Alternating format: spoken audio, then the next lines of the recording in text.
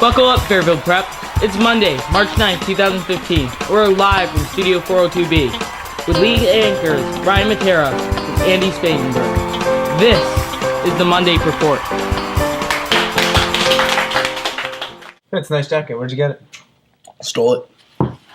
Welcome to the Monday Preport. I'm Andy Spangenberg. And I'm Ryan Matera. Let's talk some news. The freshman retreat is this week, which promises to have our upperclassmen leaders guide our frosh through a number of spiritual and bonding exercises. Yes, knee hockey and Cool Ranch Doritos. You know it, Ryan. This year's theme is we each build a brick in the wall of brotherhood. We assume that once this wall is constructed, it will be added to the maze being constructed in our cafeteria. This week is gearing up to be a standardized testing extravaganza with both an ACT prep test and the actual SATs. In order to get all of you hardworking bubble fillers ready, we at the Preport are going to offer an objective practice question to help you all prepare. And with us to tackle this question with the ferocity of a young Mr. Mancini is sophomore Patrick Gaudino. Let's get over that.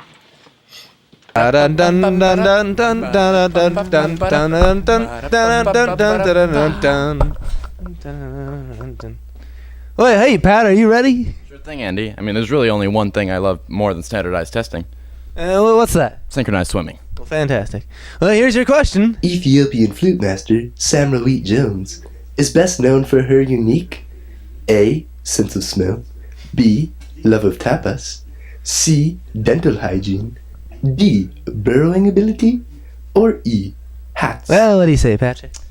That's a tough one, Andy, but I'm going to have to go with my gut on this one and say none of the above. Well, Patrick, firstly, that was not an option. And secondly, do you really think we would give away standardized testing answers? Gosh, have you not heard of academic integrity? Well, when you cheat the system cheats you. Well, let's get back to some news.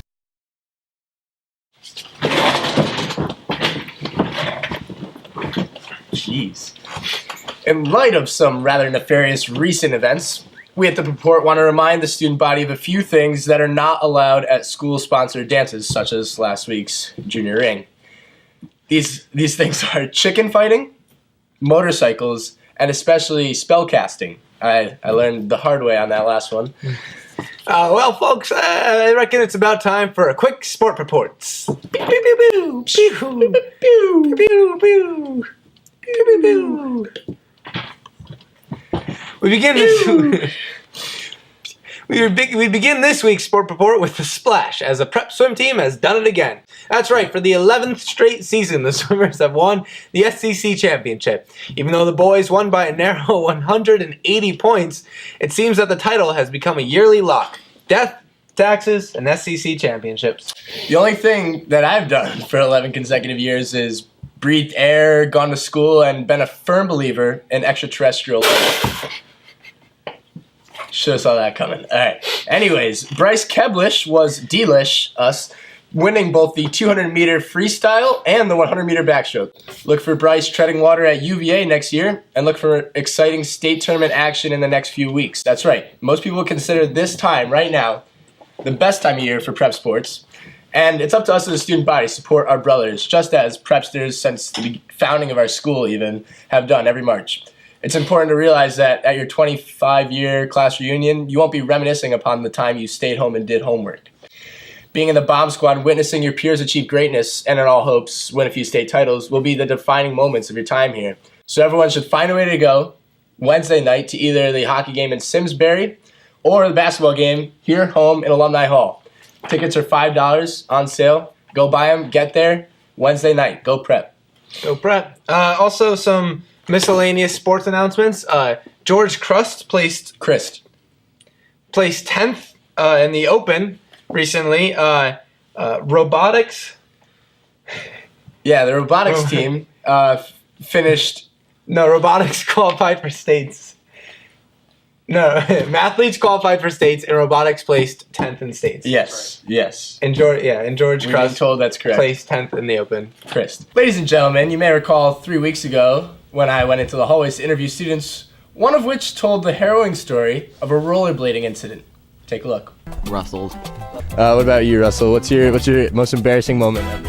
I was roller skating down a hill and I saw a car coming, but he turned left instead, and I just ate a mailbox. I would like to welcome to the show Russell DeRosa.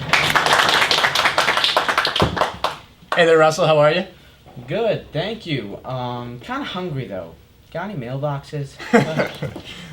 No, unfortunately we don't. But speaking of mailboxes, why don't you fill us in on and tell us the real story of why you ate that mailbox? You know, I actually think that's a great idea. You see, when I talked about rollerblading down that hill, it wasn't casually. I'm actually training for the United States Olympic rollerblading team. They're adding the sport to the ceremonies in 2028.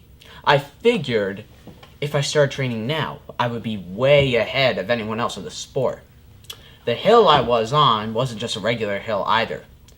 It was the hill on the eastern slope of Mount Kilimanjaro. You know, we visited it over break to practice our extreme rollerblading, and honestly, it was going terrific. Little did we know, though, the monks who lived in the mountains were just gifted faculty Toyota Camrys for traveling the mountains. As we were flying down the end of the slope, one of the monks was swerving up the hill and turned right into me. Wow. And now, being myself, I've never been someone who would skate right into a holy man. So I veered into a nearby cave. When I was in the cave, some of the mountain people took me hostage because they wanted their Olympic team to win in 2028. You know, I knew they wouldn't let me go. I noticed, however, that they had a surplus of mailboxes. Ironically, they've been getting them in the mail by the dozens. I said I could help them with their problem if they let me go. And that is why I ate a mailbox for my country. Wow. A true sacrifice from a natural hero and an Olympic athlete at that. Thank you, Russell, and good luck in 2028.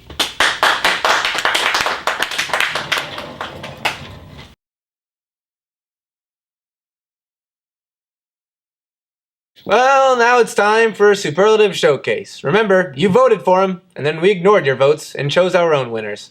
The first category, Best Teacher's Son, was a close race between nominees Keel, Cashman, Bernier, and Whiteman.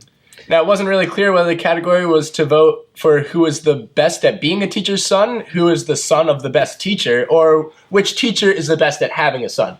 Regardless, the winner of this week's award goes to... I had it. You got it. This isn't my jacket. I stole it. Anyways, the winner is Paul Cashman. Congratulations, small change. Just throw stuff. Meet and eats take place tomorrow, March 10th. The lucky teachers are Mr. Mustache Moritz, Mr. Witty Whiteman, and the mysterious Miss Jackson. To whom I would like to sincerely say, I'm sorry, Miss Jackson. Woo! I am for real. Thanks for watching. Tune in next week where we will host our annual Guacamole in Their Shoes charity fundraiser. It's not what it sounds like. That's where we set up a mile of shoes and have people from all nationalities pour guacamole into them. I can't wait. And a special thanks to Fairfield Prep the Camping Club, who have been described as intense. And remember, it's not just news. It's news. Have a nice week, Fairfield Prep. Woo! I am for real.